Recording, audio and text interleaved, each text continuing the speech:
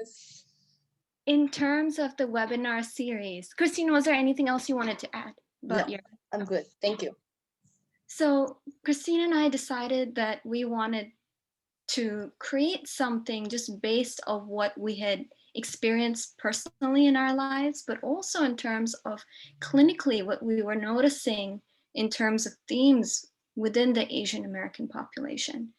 And we wanted to create this webinar series as a way to talk about topics that are so often ignored or flattened, because as a group, the Asian American experience is so often rendered invisible. And we wanted this knowledge to be, not buried in a journal. At least that was my bias. I wanted it to be elsewhere because we need that multiplicity of how we can access wisdom. So this is kind of how we created the webinar series. Christine's going to talk more about today's topic, which I'm super excited about. Christine, whenever you're ready. Yeah, so I'm very excited about today's topic. I think this is the area that, based on my personal experience, my clinical experience, that I really want to hear our speakers to talk about their wisdoms and then relationship with anger. And then so the topic today is channeling healthy anger as a leader. I think anger in our communities, especially, very often being perceived as unhealthy, unwelcome, scary emotions. And then that particular myth really gets in the way for us to use, to channel anger as a tool to make collective change, to promote healing, and then to take on that leadership energy. And so I'm very excited about today, and then I want to save as much time as possible for you all. And then I'll just hand it to Sneha in introducing our speakers today.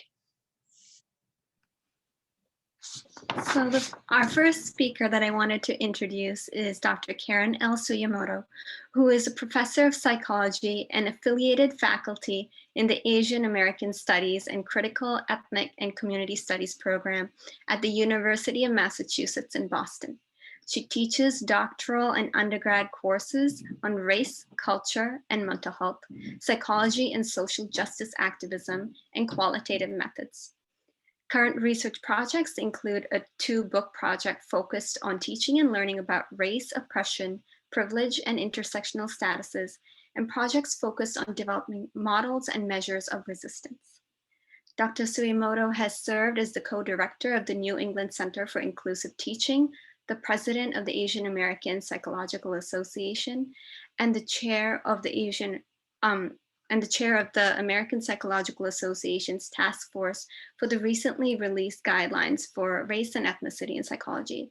She is the recipient of the Liam Award for Outstanding Doctoral Mentoring and the AAPA's Distinguished Contributions Award, and was recognized as a White House Champion for Change Asian American Pacific Islander women under the Obama administration. She provides consultation and training locally and nationally on advancing social justice within psychology training, student services, academic settings, and community practice organizations. Thank you so much, Karen, for giving us your time and your presence. I really appreciate you being here. Thank you, Karen. Our other speaker who we're so excited to have is Dr. Yi Du, who is a staff psychologist at Counseling and Psychological Services at the University of California, Berkeley. She is originally from China, earned her PhD in counseling psychology at Iowa State University, and completed her counseling psychology internship and postdoc fellows at CAPS. At UC Berkeley, she provides individual therapy, group therapy, training, and outreach for students, staff, and faculty. Yi's clinical interests include multicultural counseling, emotional awareness, I love that concept, college adjustment, identity development, depression, anxiety, relationship concerns, and psychological assessment. She's an advocate for being human and having curiosity towards human emotions. She believes that instead of pushing difficult feelings to the side, we can be curious and listen to the messages our feelings try to convey, especially in moments of distress. With support and compassion, we can find ways to make our left brain, logic, and right brain, emotion, work together for us. In her personal time, He enjoys spending time with her chinchillas and cats, calling family in China, practicing gratitude, and having nice walks by the water. Yi, thank you so much for your presence, for making the time, and we're so looking forward to hearing more about your perspective. Thank you. Thank you so much for both of you here. Yes, yeah. So I will start from here. Really wanna have the time and the space for our speakers to talk about their experience and perspectives. So our first question is, I would like to invite Ian and Karen to share more about how have your relationship with anger has been evolved. How have your relationship with your anger evolved? So what are the message has or had get in the way in that relationship, or how do you get closer with your feeling of anger? Just what's the relationship like evolving between you and your anger? Yeah.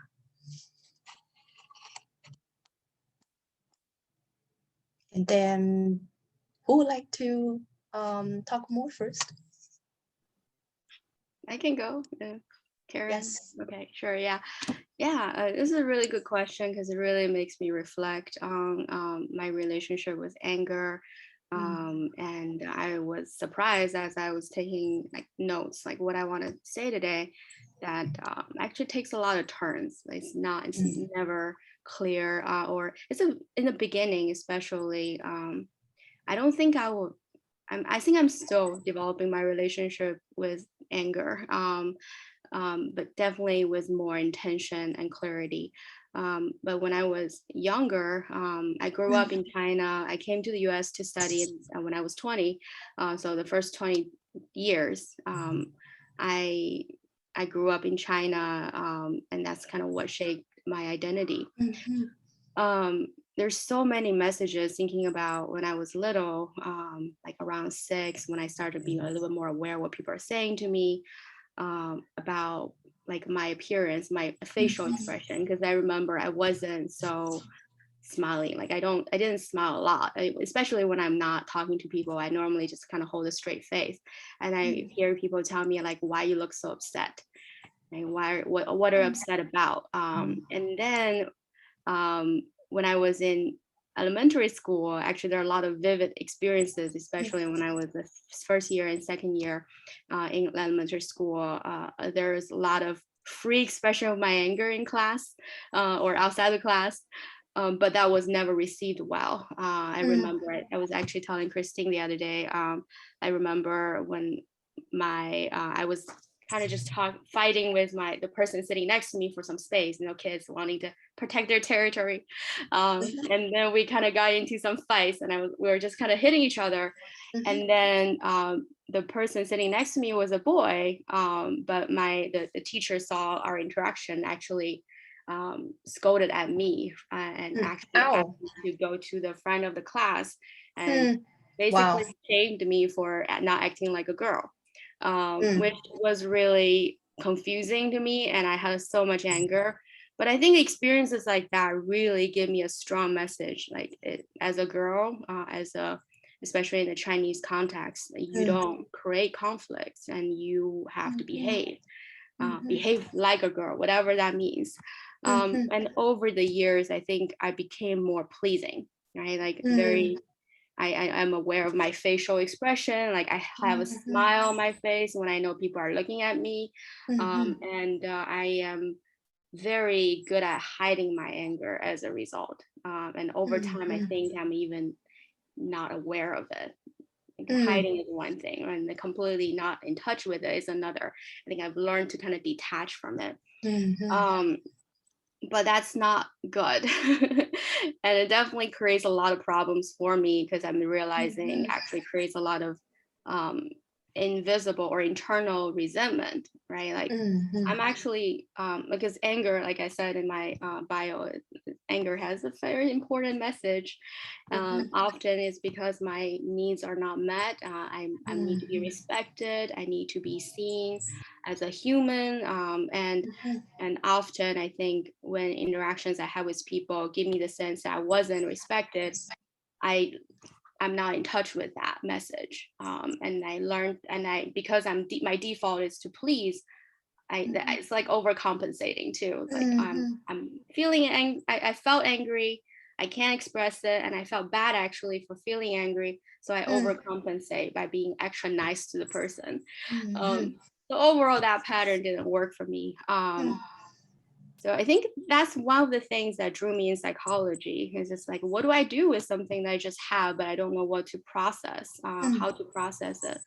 And I really love the career choice I made. I think it helped me grow so much as a person. And over the years, I started to become more aware of the feelings. So it changed from, oh, I shouldn't feel this way, to, oh, I should feel this way. But then I don't know what to do with it. And there are times I actually felt more entitled to express my anger, but because it was not expressed in a very effective way, it defeats the purpose of expressing it. So I had pretty like bumpy road with learning to express my anger, especially when I was in my 20s. But currently, just after so many years of just like working the field, working with people, learning more about emotions, I'm starting to become more aware of the message, but not expressing it in a helpful way. And I think that really helped me convey more effectively and help other people understanding me better. And it just becomes a little bit easier when I hold something very strongly, and then actually getting my needs met without damaging myself or the relationship or the other person. So this is generally kind of how I've been processing it. Yeah, a couple things stands out to me. One is that anger is such an important signal for us to realize there are unmet needs. I feel like it's fair to say anger is not a very pleasant experience in all of us. It's not very fun feeling. And it's also an important signal telling us there's something going on. There's some unmet needs, but where are they? What are they? And how do we get them met? Wow, that needs a lot of practice and then reflections. And that's what I'm hearing from what you just said. Yeah, definitely. Yeah. I realized over the years that there's no model for me to learn how to be aware of my anger and then express my anger, because it's always so extreme. Like my mom always tells me, oh, don't be upset. It's okay. That's not okay, but don't be upset. So it's like constantly I'm learning to just put it to the side, even though I know I have a valid reason to be upset. But what do I do when I'm really upset? So no model at all. Yeah, I appreciate you point that out. I think in a lot of communities, in a lot of families, and in us, there's no role models that we can see. Oh, there are alternative ways of managing or expressing or just even digesting these emotions. Yeah, and so I feel like wow, that was what a journey for you to learn that on your own and then sort of reparent yourself in that journey. Wow, thank you so much for sharing that. Yeah, my pleasure. Yeah. Is it a good time to turn the question to Karen? Okay. I resonated with a lot of what you said, and then of course there are also differences, right? When Sehal and Christine, when you asked me to do this and share the topic, I was like, oh yeah, I can talk about anger. Anger is a big part of my life. But then I really had to, I thought a lot about, particularly with this question, how has it changed? And I've had many decades actually that it could change over. So that was, thank you for the opportunity to reflect in that way. You know, I think when I was younger, like very young, I grew up in the US. I actually grew up in the Metro Boston area. I'm not that far from where I live right now. And I am multiracial. So I grew up, my father is Japanese, was Japanese American, and my mother was white European American. So I grew up in a multicultural, multiracial household with, as a child, a lot of conflict, because my mother also had a major mental illness, which led to a lot of conflict in my family. And so my earliest messages, I think, were that anger was really dangerous, and that it created ruptures that could not be mended, right? And then I think there was kind of cultural messages, both in my family and in larger spaces, that this anger isn't okay, especially for women, and maybe especially for Asian American women. And this aspect of like directing anger in. And so particularly for women, I think this aspect of like, I'm not angry, I'm hurt. I'm not angry, I'm hurt. Like, as if it's not okay to be angry. And so it has to be something else. But being only hurt is not a great space to be. Because I think, you know, when I was a teenager, I was very much a pacifist. And I was also really, really depressed. And I think part of that was that anger was inside. It was always directed inside. And so I think when the I'm not angry, I'm hurt, it's like a self-blame. And there is this aspect of like, am I not deserving of protection? Am I not deserving of good treatment? Like, you know, that Yi was talking about, kind of anger being something that says I am deserving. But, you know, I can be both angry and hurt. I can hold both of those things and have both of those experiences together.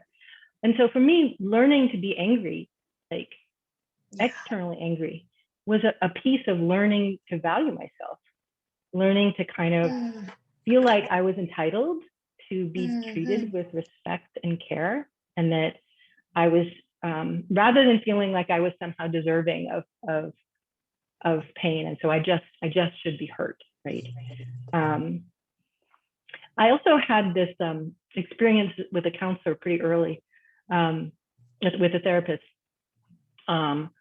because, and I was in a relationship that was a wonderful relationship and was very loving, and but we had a lot of conflict, so we got into it, right? And I talked to my counselor about this, and we didn't get into it. We got into it. You know, we verbally had a lot of conflict, and I talked to my counselor about this, about one of these about these fights we were having, and she said to me, and I remember this to this day, I was really upset. I was talking about how angry he was. I was talking about how angry I was, and she said, "You must really love each other." And I was like, "What?"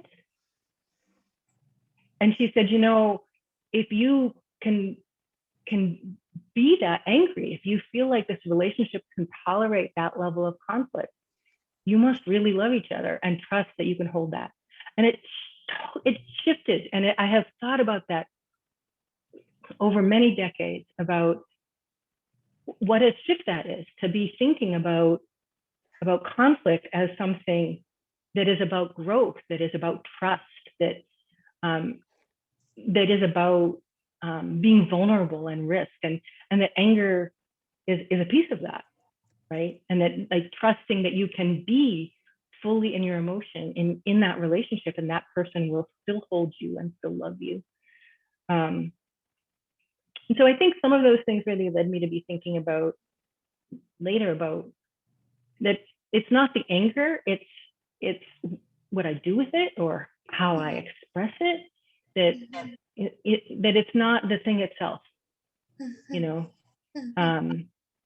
And that really, that kind of made it a different game for me, in terms of feeling that anger is something that I can be close with in my life. Yeah.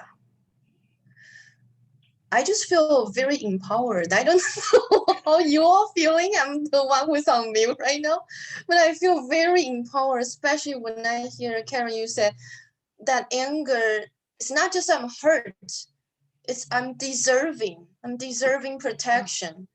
I'm deserving love. I'm deserving care. I'm deserving inclusion. I'm deserving to be here with you.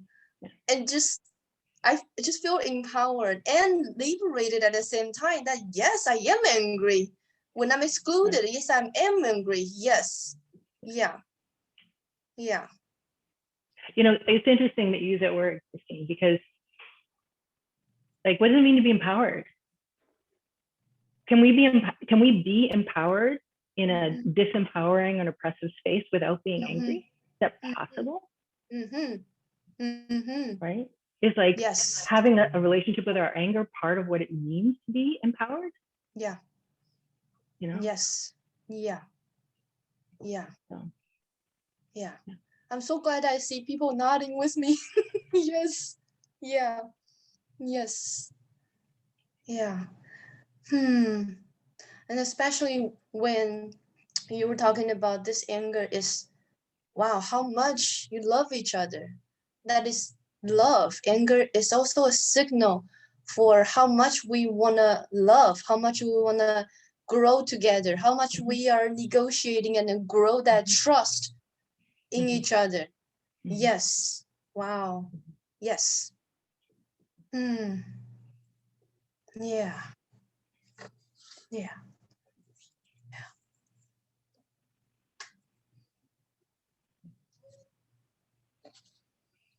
I don't know if Shania or E want to comment a little bit here, because I just feel like, oh, yeah. You're speaking for me. Thank you. Yeah, and I feel the same. Anger is very empowering, and I don't think it's possible to not feel angry and have the sense of power to fight injustice. Yeah. Yeah. Yeah. I think in that empowering or empowerment status, I just feel my spine just, I want to sit up like this way. There's a visceral reaction in that, like, wow, yes. Yeah. Yeah. Thank you, Karen. Yeah. Both of what you shared, Karen and E, it just hit so many notes. I did find myself tearing up when you talked about the internalized anger, because for me, it just made me think of the ways in which it's been part of my life and how it's been directed inwards, but also in terms of family dynamics, or noticing how, as immigrants, as minorities, because it's so confusing, we can displace our rage within ourselves, within our own loved ones, in a way that causes more trauma. And how powerful it would be if we learned how to channel that more effectively. So thank you both for helping me connect to that. Yes. Yeah. So I'm going to move on to the second questions, and then we can always come back to elaborate if there's anything you would like to add more, E and Karen, both of you. Yeah. So the second question is, how has connecting your anger helps you build agency, resilience, and community? How has connecting your anger, having a relationship with your anger, helps you build agency, resilience, and community?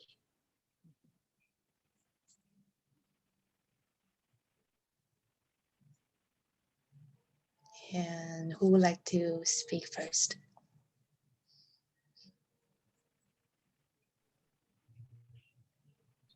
I can go. I see Karen and Mute. I don't know if you want to go first. I would like to hear from you, because then I have less to say, because you say amazing things, and then I'm like, oh yeah, I just agree with her. Oh, that's sweet. Yeah, I just want to say this question. I really appreciate both questions. And when I think about this question, I notice myself feeling a lot of pride and just reflecting how I have been getting the messages from my anger and self-validating and actually take actions because I got the message. I'm realizing actually I made a lot of changes in the past, probably past decade, just becoming more welcoming and more honoring my feelings, my anger. So definitely it has been a lot more self-affirming. I had a pretty traumatic experience in graduate school when in the training site. Not that I was stayed the department, but outside of the department. And it was a pretty dark time of my life because something really, I would say, unjust happened. And nobody should have gone through that. I wish nobody experienced that. But unfortunately, I actually posted my experience on Facebook, and years later, after I felt like I was able to talk about it in public, and I got so many messages from people about like, oh yeah, they have also gone through a lot of traumatic experience from their supervisors when they were in graduate school. So I felt more empowered to talk about this now. But thanks to my anger, I didn't silence myself because I was basically told to swallow my feelings because I need to be receptive to feedback. And that was a direct thing I heard. But this just didn't sit well with me. And I was able to just kind of process on my own with people who I can trust, my advisor, my colleagues. I was able to actually take some actions, like talk to Ombuds office on campus, like directly voicing my disagreement with the people who give me that feedback, and also reaching out to some support in my department. So overall, I think I walk out of that traumatic experience with a lot more sense of power, thanks to my anger. Otherwise, I think I would just be like, oh, this thing happened to me. I'm so hurt. I just like what Karen said, and I didn't do anything about it. But I felt a sense of doing something because I was angry that it happened to me, but also I wish it didn't happen to other people. So I felt the need to do something about it. So that I feel very proud. Like years later, I'm still hurt thinking about that experience, but I feel so empowered because I handled it. I think I will be in a different place if I said nothing and just kind of walked away, because that happened in the last few months before I started my internship. So I could have totally just walked away from the experience without saying anything, but I didn't. That I feel really proud. Yeah. I don't think at that time I would know myself saying this today, but it's really good to actually say out loud, I'm proud of my anger. I'm proud of the fact that I did something because of my anger. Exactly. And then kind of what also goes with that is the advocacy work, right? Like when we, especially in our field with all this injustice happening in our society and the whole world, when it comes to advocacy, it is important to really know that what I'm doing, knowing what I'm doing right now feels right to me when I speak up, when I ask for things, it's right. It's not like I deserve this because I'm feeling angry and it's the right feeling for me. I don't need to explain why. I don't need to feel bad about it. It's just that self-honoring is very important when I do all these advocacy work. So yeah, there's just a lot of uplifting energy I'm getting after all these years just working with my anger. Yeah. Which is completely different from what we assume, right? Anger is toxic, is unhealthy, we should avoid it. I think it's such a healthy feeling. I embrace it 100%. Yeah. I feel very proud of your anger, and I'm very proud of you too. Yeah. I think, for me, I can imagine how scary that was for a trainee. Yeah, because we're the least power in that system. Yeah. Yeah. So I share that pride. Yeah. And then something that stands out the most to me is that anger. Your anger has action tendency. It's something that's moving you to do something. It's not, anger does not ask you to sit there. Right. And yeah, anger asks us to move. Yeah, there's an energy in anger. Yeah, I really appreciate you said that. Yeah, Yeah. yeah. And I just want to add one more point as you're talking, because I realize also how it helps my connection with people. Mm. Like if I'm just angry and not really processing it, I become passive aggressive, right? It doesn't really just go away. I let it out in other places, eventually will hurt my relationship. But because I'm more able to say, oh, this is actually not okay with me, letting people aware of my boundary, I benefit so much when it comes to my partner, when it comes to my family members, and also with my coworkers. I think that's definitely one thing I'm seeing too. Like that definitely helped me build my community more effectively. Yeah. Yeah. Wow. Yes. That helps build the community. Yeah. Yes. Thank you. Wow. Thank you so much for being vulnerable with us.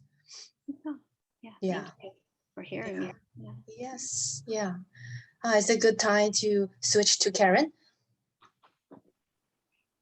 Thank you. So yeah, I agree with all that you said. I had a really toxic experience, you too. And when I was liberated from it, I wrote about it and I published it. So there's definitely empowerment in that process itself. But you know, I think there's sometimes in these kind of contexts, we talk about anger and we end up talking almost exclusively about like social justice action, which is super important, and I'm going to talk about it.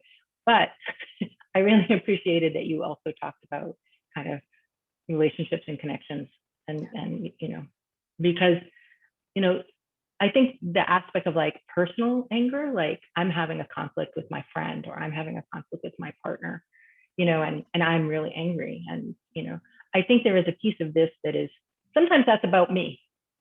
Sometimes it's about like stuff I've brought in and things that I'm not perceiving right, or you know, sore points that are being pushed on in. But even those aspects of when it's about me, I mean, most of the time it's about us. Like it's what I bring and what they bring, and there's something that is not right there. And so I'm getting angry partly because I care about it being right. In other words, I care about them. I care about being connected. And so if there's something that is creating a disconnection, I'm angry, right? And so then it's about something that we need to work out, something that we need to, you know, and maybe in the moment of feeling it, maybe we want to step back a little bit and make more valued decisions about what we want to do with that anger. But the anger itself, I think, is really important as a part of our process in our relationship. And I find this a lot in my interpersonal relationships across privilege. So for example, with white allies, right? That I can be, that if you're really a white ally, if you're really somebody I trust and I want to grow with and be authentic with, then I will be willing to be angry with you. And so like white allies who are close to me realize that if I'm angry, if I'm like really uncensored, like, you know, angry about something that they have done, that I am trusting them at a level that I don't generally trust people like, you know, who have privilege in that way. And so that has been also a gift for me in working with folks who are my allies, that I can realize that, and that they can also validate it. But some people can't tolerate it. I mean, some people individually, like I've lost friends because I have expressed anger and they have not been able to tolerate it. And I think that's really sad, because it basically means that the only way I can be friends with that person is if everything is smooth all the time. And what relationship is smooth all the time? Yeah. Right? And so this aspect of like conflict being something really central, being something that is an opportunity for growth, is an opportunity of shifting, is an opportunity of intimacy and authenticity, like that aspect of building my community with my anger, it's about being a whole person in that space. Mhm. So now I'm going to talk about the injustice piece. I'm angry most of the time. I teach about race. I write about race. Mhm. I advocate all the time in my university. Mhm. I work with students who experience racism and who cry in my office and cry in my classes. Mhm. I am angry most of the time. There is this saying, if you are not outraged, or sometimes they say, if you are not angry, but if you are not outraged, you're not paying attention. Yes. My life is situated and constructed in a way that I am always paying attention, even when I don't really want to be paying attention. And so I'm angry a lot of the time. And that's a signal. It's a motivator. It's a connector.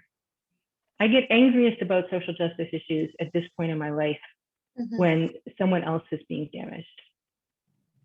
When a student or a junior, someone with less power than me, student or junior colleague, a friend, how to get me like immediately is to hurt somebody with less power. Makes me, and then I have to work at staying centered in not being angry. So there are too many knots in there, but in not reacting immediately from it, because anger is a signal, but then you get to this, but how you act with it is a different thing. You get to step back and say, how do I feel about being angry? What do I want to do with it? How do I want to direct it? What action do I want to take from it? How does it relate to the person I want to be with this person or in this situation? And how does it relate to my goal? And so I think there are ways in which we need to, for me, have needed to think about anger as something that I don't react from, but that tells me I need to act. And then I get to think about how I want to act, which is a different thing. And I know I'm running short on time, but I want to add one last point. And that point is actually about when anger cannot be so good. And kind of a little reflection on why anger when anger turns bad, Yes. And that is because I think if you get stuck in that anger and don't link it to the action, don't link it to be a motivator, that you can get really bitter. Yes. And you can get really, I just stuck, but bitter. You can become a person that you don't want to be because you're stuck in it. And so I think there is something about anger in the service of vision, that it's not as much about what is always focusing on what is not right. So this year for me has really been a year where I have had to think about not only focusing on what has to change, or not only focusing on what's wrong, but focusing on what I want to create, focusing on what could be right. Coming back to this idea of anger as a signal of that I am not being loved in the way that I deserve to be loved. Yes. Or that people like me, or that people I care about, or people with less power are not being loved in the way that we deserve to be loved. And like bell hooks kind of loved, care and respect. And so I think it has been really important for me to think about what I want to be building, and how anger is related to a vision of something else, right? So I'm going to go back to Yuri Kochiyama, because Yuri Kochiyama has been a touchstone for me this year. So Yuri Kochiyama said, people have a right to violence, to rebel and to fight back. And she was talking about third world countries and the US, right? And that's quite a statement. People have a right to violence, right? But I think this is about people have a right to demand to be treated with respect. Because Yuri Kochiyama also said, we are all part of one another. Mhm. And I think those things are connected. And so I think that there's some like real intimate connection about anger and what anger tells us, and our desire for authentic love and connection. So that's the Yeah. Yeah. sorry if I went long. No, yes. I just feel this is for me personally, I'm speaking for myself. It's evolutionary for me to hear anger can be so collective. Anger is about us. Anger is about me and us not being treated the right way. Yeah, not getting the love and care and respect that we deserve. And it is a collective feelings. Yeah. Wow. Yeah. We have few minutes, and then is it a good time to turn to Snehal for questions? Yeah, that sounds good. So if folk have questions, please direct message me. I see that there are a few that have come in already. We will not have a chance to get to all of them, but I'll go to some of them and we can hear more from our speakers. Mhm. This question by Jane Tram. Given that anger, particularly when expressed by Asian American women, is perceived as aggression, how do you advocate for yourself and balance this perception? Mm. Mm.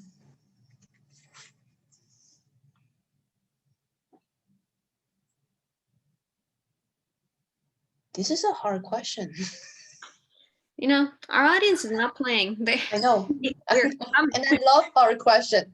I love the hard questions. Yeah.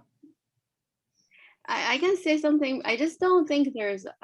This is not a well thought out answer, but I'm just gonna say it. I feel like, again, I think when you think about aggression, it's often the expression of anger that can be perceived as aggression, but it doesn't really take away our right to be angry. So I think it's Yes. really important to separate these two things. And it's the thing I'm working on too. I mean, there are definitely times I yell at my partner. I'm not lying. I'm not hiding that. And then I realize, okay, that's not okay. I have to apologize. But also, I think but it doesn't really take away my right to hear my anger myself, right? And also expressing it. So what I'm really working on right now is really expressing my anger in a way that's adaptive. Like, I'm feeling angry because this happened and I want you to understand.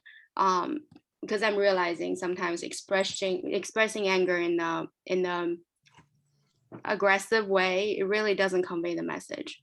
It doesn't really help the other person hear my message either. So I don't know, it's a struggle for me as well, but I'm really just trying to separate these two things, anger and anger expression. I'm really focusing on validating my anger and work on my anger expression. So I hope that answers the question. Yeah, I think the differentiation between anger and anger expression is really important, because what you feel is what you feel, and and there are a lot of different ways. Like, I can say, I just want you to know that I'm really, really angry. And it's really, really difficult for somebody to say, you were just being aggressive. I'm like, I was just telling you I was angry. Right. And so I think there's a difference between the feeling and the expression.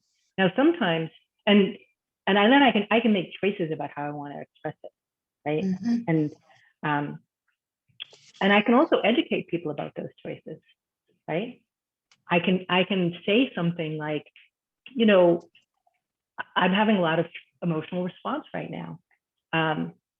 And perhaps that when Asian American women express their anger or a sense of harm, that it's often experienced as aggression. So I just want you to know that I'm aware of that too, and I'm really angry. Right? And so, there are these strategies that you can develop about how you choose to express, because what you act on is different. And there may be moments where your decided, instrumental, valued action is to say, you are blah, blah, blah, blah, blah, and I can't believe you, and And that is what needs to happen, because sometimes outrage and anger is, and even being seen as aggressive is the way to create change. Yes. You know, sometimes Yes. you need somebody like that. Yeah. I have a hard time personally being that person, but I have come to value the person who is the bull in the china shop that everybody feels is aggressive and angry, because there are ways in which we need radical change. And we are not going to have radical change if we're always nice. Right. And so we need to find our lane, and the people on this call, your lane may not be, you know, being the outspoken, angry person, the aggressive person, but aggressive perceived people. Yeah, we need that for social change too. Yes. Yes. Yeah. Yes to that all. Yeah. Yeah. Absolutely. Thank you both. I love the idea of noticing perception and expression and that internal anger. Yeah. I also love the idea of we will all probably find our own version of what works for us and how that version will evolve. And in that idea, I'm hearing connection, right? Because if only one person is holding the rage, Yes. not effective. We need multiple tools, and in so many ways, us just being on this call feels emblematic of how we need that collective solidarity, the multiplicity of expression and communication to be heard. Yeah. So, thank you all. I realize we're close to that time for today. In terms of, I realize I didn't bring up that Christine and I actually have a short 3-minute survey for our audience. So I will ask that if you have the time, if you could fill that out, would really help us think about what we're doing well, what we need to improve on. So if you can do that before you leave, that'd be great. Karen and Eve, so grateful for your presence and your wisdom.